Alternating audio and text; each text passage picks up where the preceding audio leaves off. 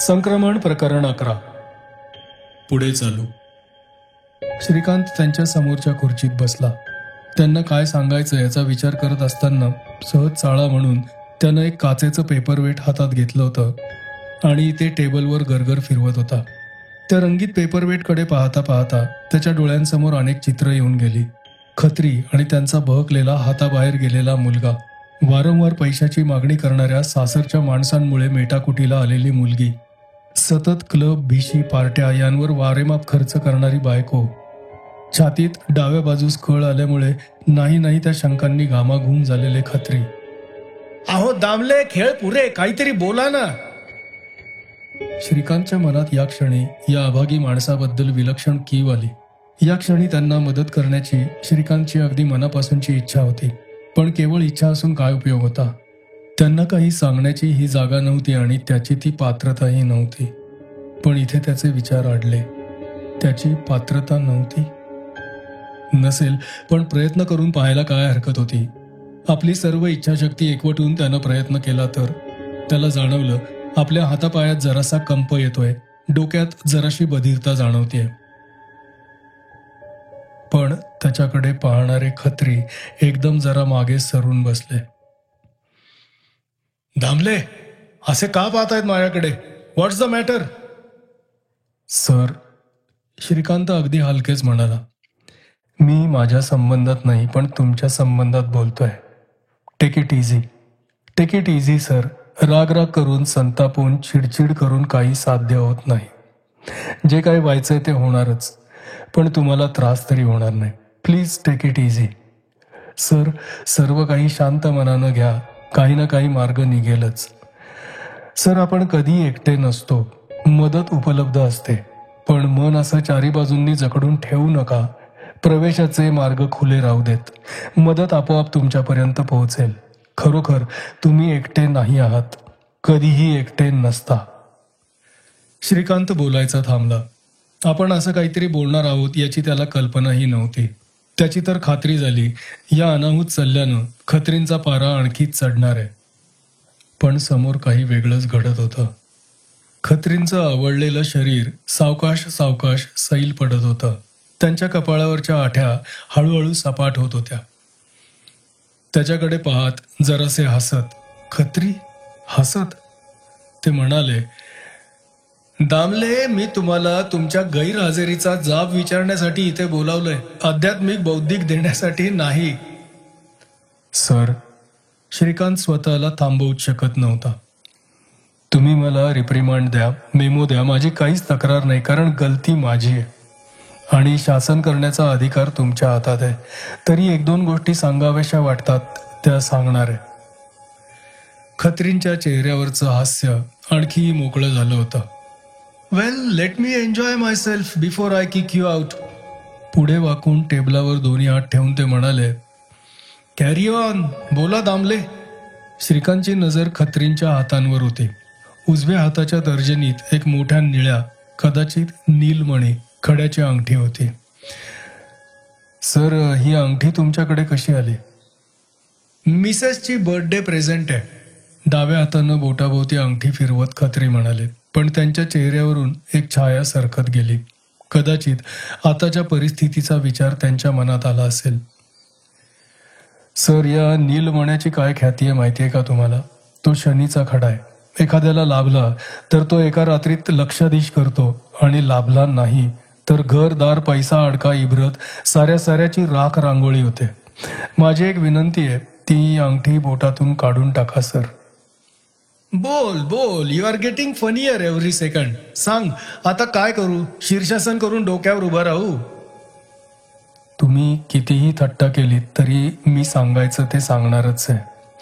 तुमचा ब्लॉक कितव्या मजल्यावर आहे? 5वा, 6वा? 5वा म्हणजे वर चढत जाणं शक्यच नाही. मग निदान एक तरी करा. दिवसातून एकदा तरी जिन्यावरून खाली या. लिफ्ट वापरू नका. दिवसातून किमान एकदा तरी एवढं करा. आणखी काही? सर, घरी, बाहेर, कुठेही कोणाशीही वाद घालू नका. तो बरोबर असेल, चूक असेल, don't argue. Silence is not only golden, it is cold. तुमच्या थंडपणावर त्याच्या रागाची आग पाहता पाहता विझून जाईल. बस एवढंच सर. मी जातो. माझी पायरी सोडून नाही ते बोललो त्याबद्दल माफी मागतो. ऐकून घेतलं थँक्यू. Bloody fool. खत्री स्वतःशीच फुटफुटले. काय बडबडत होता म्हणे बोटातली अंगठी काढा, जिन्यावरून एकदा खाली येत जा, कोणाशीही वितंडवाद घालू नका, म्हणजे लोक बोलतील ते निमूट ऐकून घ्यायचं. स्वतःशी विचार करता करता त्यांच्या हातांचा चाळा चाललाच होता. त्यांच्या लक्षातच आलं नाही की डाव्या हातानं आपण उजव्या तर्जनीतली अंगठी काढून घेतली. आता डाव्या हातातल्या त्या अंगठीकडे ते पाहत होते. तो दामले म्हणत होता त्या गोष्टी खऱ्या असतील का त्याची बडबड म्हणजे केवळ बनवाबनवी होती? पण नाही, त्याचे शब्द निरर्थक असंबद्ध वाटले तरी त्याचा चेहरा प्रांजळ होता आणि त्याची नजर मोठी विलक्षण नजर. आपण त्याला ब्लडी फूल म्हणालो होतो. असेलही तो वेडा, पण देव म्हणे रेड्याच्या हातून वेद वदवतो. मग वेड्याच्या तोंडूनही अध्यात्म का वदवणार नाही? आणि त्या दामलेनं काय सूचना केल्या होत्या? बोटात अंगठी घालू नका, जिन्याचा दिवसातून एकदा वापर करा, कोणाशीही वितंडवाद घालू नका. त्यानं स्वतःसाठी कोणतीही फेवर मागितली नव्हती. त्याची ती विलक्षण नजर आठवून त्यांना वाटलं, का नको, काय हरकत आहे? गोष्टी कठीण तर खासच नाहीत. उजव्या हाताच्या तर्जनीपाशी आणलेली अंगठी त्यांनी मॅनेलाच्या खिशात ठेवून दिली. पण त्यांना एक कळत नव्हतं. वास्तविक पाहता तो दामले खोलीत आल्या ते त्याला चांगला झापणार होते. मग हा त्यांच्या संबंधातला विषय निघाला कसा? खत्री रागीट असतील, एककल्ली दुराग्रही असतील, पण ते व्यवहारी होते, शार्प होते. आपल्या ऑफिसात एवढ्यात काहीतरी विलक्षण घडलंय एवढं त्यांना जाणवत होतं. शरीराला आलेला सैलपणा, मनाला आलेलं एक स्वास्थ्य, कमी झालेला ताण, हे तर त्यांना जाणवतच होतं. कोणी सांगावं कदाचित त्या दामलेनं सांगितलेल्या गोष्टी किंवा दिलेल्या सूचना समजा त्यांनी त्या अंमलात आणल्या, काही नुकसान तर होणार नव्हतं ना? आणि विशेष म्हणजे कोणालाही केव्हाही कळणारही नाही. दामलेला मेमो द्यायचा विचार त्या क्षणापुरता त्यांनी रद्द केला. रविवारची सकाळ, अगदी आरामात एन्जॉय करायची वेळ. ऑफिसातला सर्व आठवडा अगदी नॉर्मल गेला होता. खत्रींच्याकडून मेमो आला नव्हता, निरोपही आला नव्हता. छान. बेल वाजली. श्रीकांतनं दार उघडलं तर खत्री उभे. खत्री आणि अगदी मनमोकळेपणाने हसत. सर तुम्ही? एक पाऊल मागे सरत श्रीकांत म्हणाला. हो मी, पण आत तरी बोलवाल का नाही? नाही मग या ना प्लीज. त्यानं दाखवलेल्या खुर्चीत ते बसले. हातातली पिशवी त्यांनी मांडीवर ठेवली. सर पण कळत नाही, तुम्ही इथे कसे काय? दामले, तुमचा पत्ता ऑफिस रेकॉर्डमध्ये आहे, विसरलात का? समजा वाटलं तुम्हाला भेटावंसं, काही हरकत नाही ना? सर हरकत कसली, उलट मला तर अगदी आनंदच झालाय. खत्री एकदम गंभीर झाले. खुर्चीत पुढे वाकून ते म्हणाले, दामले मला एक सांगा, त्या दिवशी तुम्ही ऑफिसमध्ये मला काही सांगितलं, त्या शब्दांचं काही स्पष्टीकरण देऊ शकाल? प्रामाणिकपणे सांगतो सर, नाही. अगदी ऑनेस्टली सांगतो. ठीक आहे, मग ऐका. मी तुम्हाला ब्लडी फूल म्हणलं, रागाच्या भरात जे बोललो त्याबद्दल सॉरी. तेव्हा ती खरोखरच निरर्थक वायफळ बडबड वाटली, पण का कोणास ठाऊक मी तुमच्या सूचनांचं तंतोतंत पालन केलं. एकीकडे मी स्वतःला मूर्ख समजत होतो, पण दुसरीकडे तुमच्या शब्दांवर हुकूम वागत होतो. श्रीकांतला उजवा हात दाखवत ते म्हणाले, ती अंगठी काढून टाकली. रोज जिन्यावरून खाली येतो, कोणाशीही वाद घालत नाही. आणि Damle, it has transformed my life. खरं तर काय बदललंय? काहीही नाही. सर्वजण तसेच वागतायत. पण मला तर वाटतं माझ्या डोळ्यांवर एक लाल रंगाचा चष्मा होता, तो मी काढून टाकलाय आणि नजर आता अगदी साफ झालीय. तुम्ही म्हणता तुम्ही मला का सांगितलं याची तुम्हाला काही कल्पना नाही, राईट? I believe you. पण त्यानं तुमच्या मदतीची किंमत कमी होत नाही. दामले, तुमचे आभार मानण्यासाठी मी इथे आलोय. माझ्या आभाराचं बाजूला राहू देत सर. तुम्हाला काही रिलीफ मिळाला ना, आय एम ग्लॅड. खत्रींनी मांडीवरची पिशवी हातात घेतली. आत हात घालून एक रंगीत कागदाच्या वेष्टणात गुंडाळलेली पेटी बाहेर काढली आणि ती पुढे केली. हे काय आहे सर? श्रीकांतनं नवलानं विचारलं. पेढे आहेत.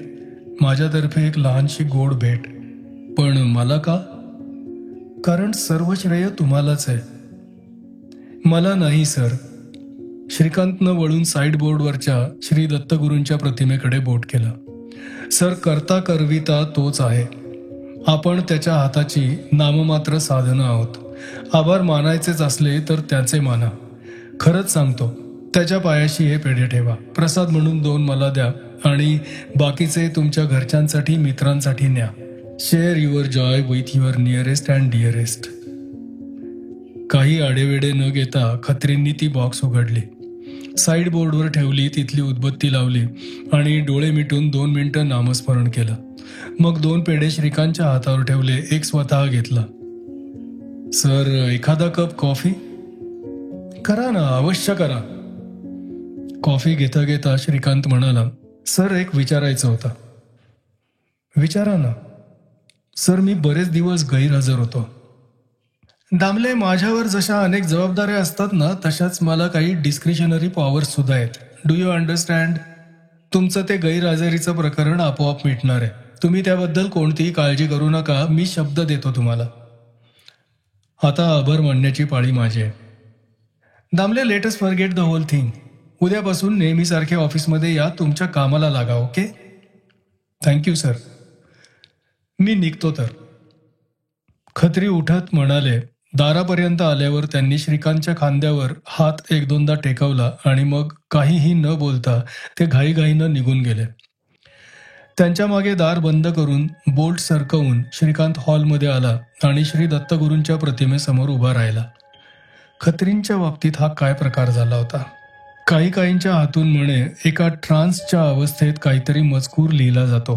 त्यानं वाचलं होतं, ऐकलंही होतं. Automatic writing. त्या दिवशी ऑफिसमध्ये त्याच्या तोंडून बडाबडा शब्द निघाले होते. त्याचा विचारावर वा जिभेवर ताबा नव्हता. म्हणजे ट्रान्स सारखीच अवस्था नाही का? मग याला काय ऑटोमॅटिक टॉकिंग म्हणायचं? पण हे खरं नव्हतं का की त्यानं जाणून बुजून आपली सर्व इच्छाशक्ती, सर्व मानसिक बळ पणाला लावून एकवटली होती? हातात एक डेड वायर धरली होती आणि एकाएकी तिच्यातून विजेचा सळसळता प्रवाह वाहायला लागला होता. हा काय प्रकार होता? आपल्या हातून हे काय झालं होतं? हा विचार मनात येताच त्याच्या सर्व शरीरावर एकामागून एक शहारे यायला लागले. सर्व शरीरावर सरसरून काटा उभा राहिला. हा काहीतरी भलताच प्रकार होता. कोणती तरी महाप्रभावी शक्ती त्याचा माध्यम म्हणून वापर करत होती. त्याच्या तोंडून काही वदवून घेत होती आणि त्या शब्दात खत्रीचं आयुष्य बदलून टाकण्याची शक्ती आली होती. पण हे कसं होत होतं? अडाणी माणूस बटण दाबतो आणि दिवा लख्ख प्रकाशानं उजळू लागतो. त्या अडाण्याला तारेतून वाहणारा विजेचा प्रवाह, विजेच्या प्रवाहाला विरोध केल्यानं तापून शेवटी धगधगती झालेली फिलामेंट, यातलं काहीही माहीत नसतं. त्याची अवस्था तशीच नव्हती का? अशा एका आजवर अज्ञात असलेल्या प्रदेशात त्याचा प्रवेश झाला होता की जिथे अज्ञात शक्ती अदृश्य मार्गानं कार्य करत होत्या. जिथे रोजच्या कार्यकारण भावास काहीही जागा नव्हती. जिथे शब्दांपेक्षा किंवा कृतींपेक्षा त्यांच्या मागच्या संकेतांना खरं महत्त्व होतं. हा कोणता संदेश होता? या बाबतीत तो अगदी संपूर्ण अनभिज्ञ होता. त्याची जागा एखाद्या कळसूत्री बाहुलीपेक्षा जास्त वेगळी नव्हती. पडद्यामागे कुठेतरी त्या दोऱ्या खेचणारा, हलवणारा सूत्रधार होता. ती कल्पनाच इतकी विलक्षण भयानक होती की त्यानं डोळे अगदी घट्ट मिटून घेतले. मदतीसाठी, आधारासाठी तो कोणाकडे वळणार? महाराज अर्थात. ड्रॉवरमधून त्यानं तो कागद काढला. त्यावर महाराजांनी दिलेला फोन नंबर होता. भराभरा बटणं दाबून त्यानं तो नंबर लावला. हॅलो. तोच तो परिचित आवाज. मी दामले, श्रीकांत दामले. बोलण्याआधी घसा साफ करावा लागला. येस. महाराजांची भेट घ्यायची आहे. आत्ता? हो, भेटीची विलक्षण निकड आहे. 15-20 सेकंद फोनवरून काहीच आवाज आला नाही आणि मग, ठीक आहे, तुम्ही येऊ शकता. ते शब्द ऐकताच श्रीकांतनं फोन खाली ठेवला होता. महाराजांच्या निवासस्थानाला श्रीकांतनं एकच भेट दिली होती, पण वाट त्याच्या पक्की लक्षात होती. त्या पहिल्या भेटीच्या वेळी रात्र झाली होती आणि त्यांच्या निवासस्थानाचा खरा अंदाज आला नव्हता. आता त्याला दिसलं की ती 2 मजली वास्तू खूपच प्रशस्त आहे, पण अतिशय देखणी आहे आणि चारी बाजूंना विस्तीर्ण बगीचा होता. आताही तो मुख्य वरांड्यात आला तेव्हा तिथे हजर असलेल्या माणसानं त्याला बागेत नेलं. एका मोठ्या रंगीत छत्रीच्या खाली वेताचं टेबल आणि वेताच्या खुर्च्या होत्या. त्यांच्यापैकी एकीत महाराज बसले होते. श्रीकांत जवळ येताच ते म्हणाले, "ये श्रीकांत, ये बस." काय आणि कसं सांगायचं याचा विचार करत श्रीकांत बसून राहिला. "श्रीकांत, तू किती अपसेट झालेला आहेस? काय झालंय तरी काय?" "कसं सांगायचं तेच कळत नाही, सारंच विलक्षण आहे." "सुरुवात तर कर." ऑफिसमधल्या खत्रींच्या पहिल्या भेटीचा प्रसंग श्रीकांतनं सविस्तर वर्णन करून सांगितला आणि त्यानंतर आजची खत्रींची भेट. "महाराज, या गोष्टी का घडल्या?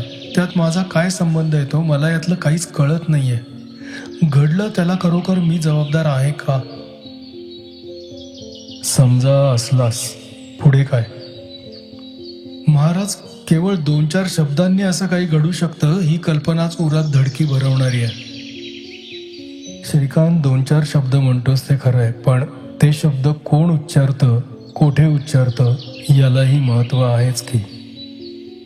"म्हणजे कसं महाराज?"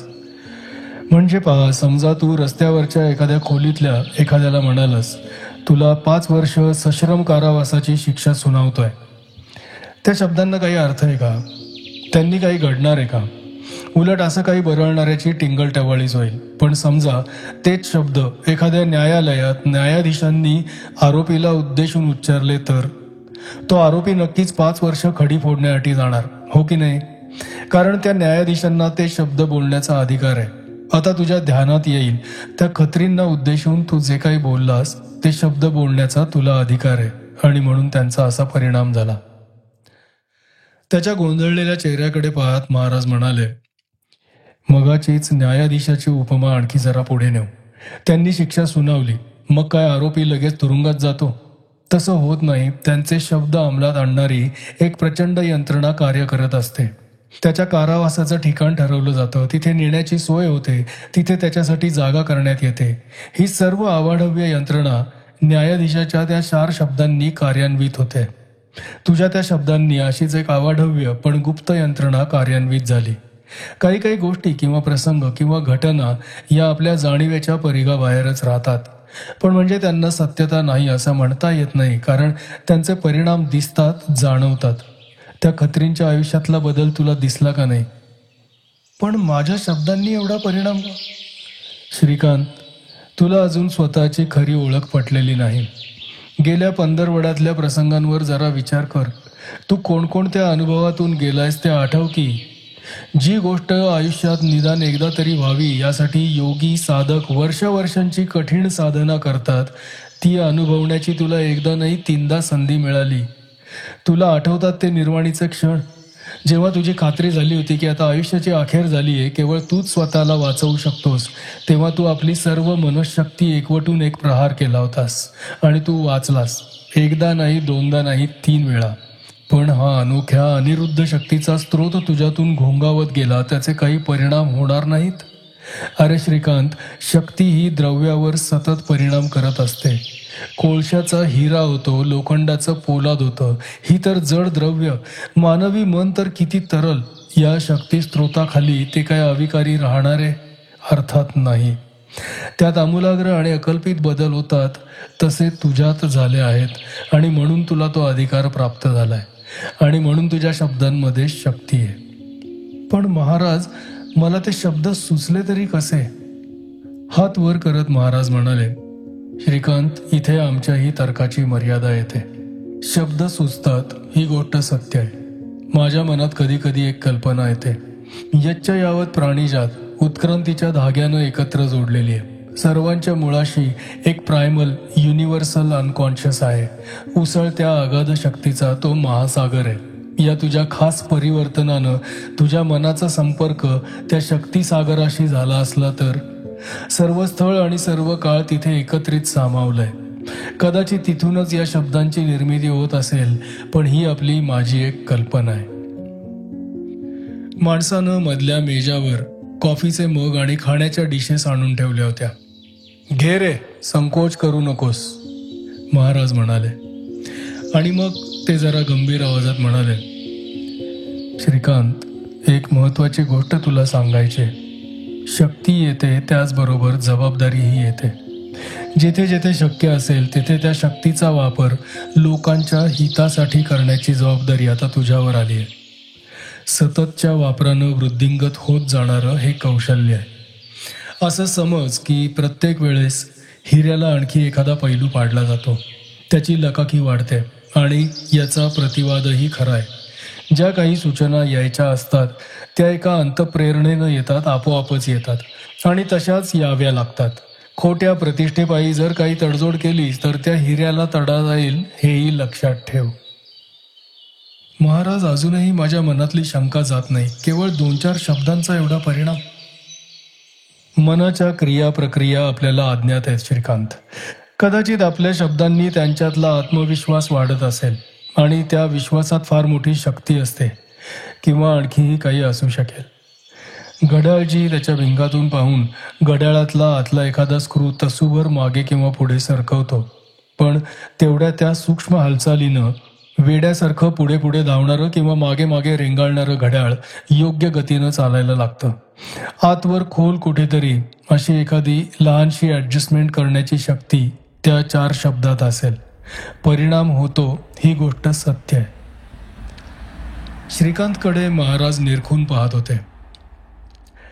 तुझं समाधान झालेलं दिसत नाही श्रीकांत, ते जरासे हसत म्हणाले. गोष्टी आहेत तसाच त्यांचा स्वीकार कर. 3दा तू जीवाची बाजी लावलीस. पायापाशी चालत आलेली अक्षरशः कोट्यावधी रुपयांची दौलत तू तिकडे पाठ फिरवलीस. तुझं मन खासच कच्चं नाही. धीर धर, सर्व गोष्टींचा उलगडा आपोआप होईल. यावर श्रीकांत काय बोलणार? एका गोष्टीचा त्याला खेद होत होता. कदाचित या विलक्षण वास्तूला त्याची ही शेवटचीच भेट असेल. कोणतं तरी सबळ कारण असल्याखेरीज केवळ वेळ घालवण्यासाठी, मनोरंजनासाठी येण्याचं हे ठिकाण नव्हतं. श्रीकांत खुर्चीवरून उठला. महाराजांना नमस्कार करत म्हणाला, मी आता निघालो महाराज. त्यांनी केवळ एक हात हवेत उचलला. वळून श्रीकांत आपल्या वाटेनं निघाला. उपसंहार. संध्याकाळी 7ला त्याच्या ब्लॉकची घंटी खणखणली. आता कोण, असा विचार करत श्रीकांतनं दार उघडलं. साधारण 50च्या वयाचे एक गृहस्थ दाराबाहेर उभे होते. श्री दामले, श्रीकांत दामले, त्यांनी विचारलं. हो, पण आपण? त्यानं नवलानं विचारलं. सांगतो, जरा आत येऊ का? या ना, या, बसा, मागे सरत तो म्हणाला. त्याच्या समोर खुर्चीवर बसल्यावर त्यांनी मॅनिलाच्या खिशातून एक कार्ड काढून ते श्रीकांत समोर धरलं. जरा कुतूहलानं त्यानं कार्ड हातात घेतलं आणि वरचं नाव वाचलं. कार्ड खत्रींचं होतं. हे कार्ड? श्रीकांतनं विचारलं. मागे पहा, ते गृहस्थ म्हणाले. श्रीकांतनं कार्डाची मागची बाजू पाहिली. अगदी बारीक अक्षरात कार्डावर काही मजकूर होता. जरा प्रयासानं त्यानं तो वाचला. श्रीयुत दामले, कार्ड घेऊन आलेले श्रीयुत खासनीस माझे निकटचे स्नेही आहेत. त्यांना मदतीची जरुरी आहे म्हणून तुमच्याकडे पाठवलंय. प्लीज हेल्प हिम. खत्री. समोरच्या ग्रहस्थांकडे पाहत श्रीकांत म्हणाला, हो, या खत्रींना मी चांगला ओळखतो, पण आपण माझ्याकडे कशासाठी आला आहात? खुर्चीवर जरा पुढे वाकत खासनीस म्हणाले, मिस्टर दामले, त्याचं असं झालंय, एक मोठा प्रॉब्लेम झालाय. काय झालंय की एका खूप दूरवर पोहोचणाऱ्या प्रवासावरचं त्याचं ते पहिलं पाऊल होतं. संक्रमण. लेखक नारायण धारप. प्रथम आवृत्ती August 2007. Dilip Prakashan. Narration by सन्सो व्हॉइस.